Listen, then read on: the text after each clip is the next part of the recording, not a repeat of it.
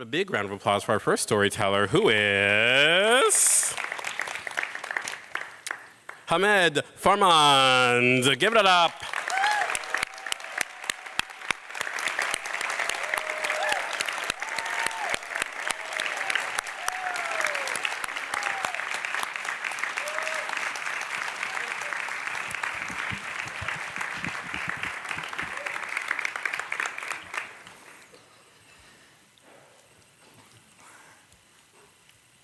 Take off my glass. It's more better. Don't be scared, little one, the first soldier said. My hand was on my father's face, so I didn't get scared. I didn't like how he looked at me as a little boy. I didn't go to school yet, but I wasn't a little boy.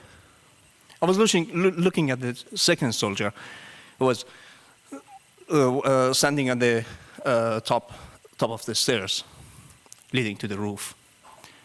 I could count up to 10. I wish the soldiers were more than 10. I was still counting. The third soldier was stood up on our shoes. I was worried. He would have stood up on my orange sandals with his big black shoes. We take her, ask her a few questions, and bring her back soon, the first soldier said. When he finished talking, he looked down at the fourth soldier, who was standing on the lower stairs. My mom, who was sitting on the top of that part of the stairs, stood up and went down. When he was on the landing, she was looking at us. My gaze glued to her eyes. Her eyes looked the same the day I fell out on the floor, on the stairs, with 2 Coca-Cola glass bottles in my hand. That day, with the blood everywhere, in the stairs and the floor, I was scared. But my mom, with those same eyes, came and picked me to the hospital.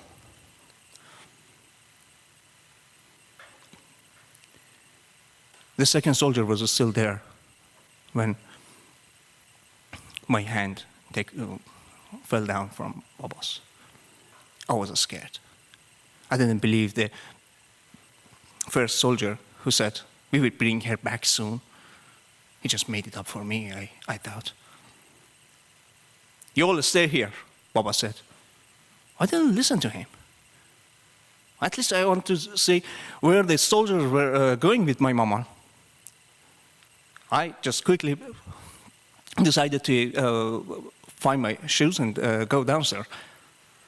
But my sandals weren't in their place. The third soldier kicked them off with his big black shoes. His big black shoes were so dirty that made marks on my orange sandals. Years later, some other soldiers came to our house for searching. I didn't know what they were looking for. I was just paying attention to their shoes, the big black shoes. With their shoes on, they went to the guest room. When they left, I found the hallway was stained with a mark, black and dirty. Looked like the mark on my orange sandals that never came off.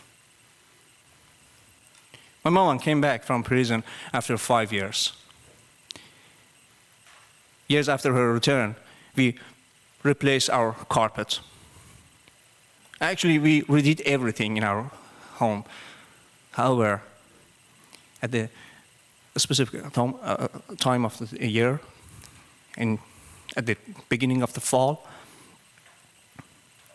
I felt anxious, stress, and discomfort because it was the same time my mom was arrested. While my self-esteem was down, while my relationship was poor with my mother, while I was awakened and look at my wet bed in my teenage years, I strongly feel the dark and dirty shoe marks in my life. I tried hard and spent a lot of energy to turn this dark point in my life to light. Until today, I still have nightmares. Someday, the stress disorder blocked my mind.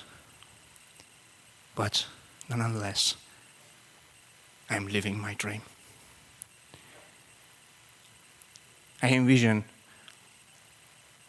supporting children of imprisoned parents so they fulfill their